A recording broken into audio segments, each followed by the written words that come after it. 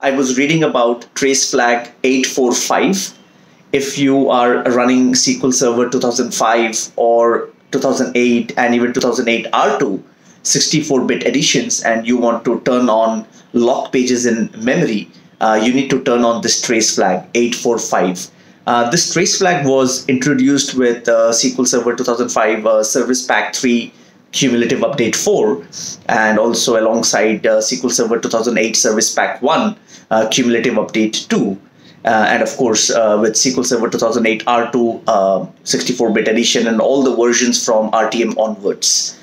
So if you want to have lock pages in memory feature turned on for 64-bit standard edition, so I did not mention that. So this is for the standard edition. If you want LPIM feature in the standard edition of these versions, you need to enable trace flag 845.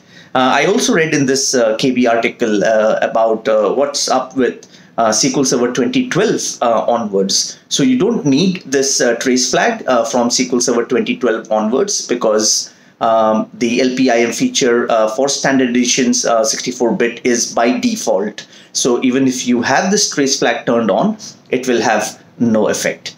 That's all for today.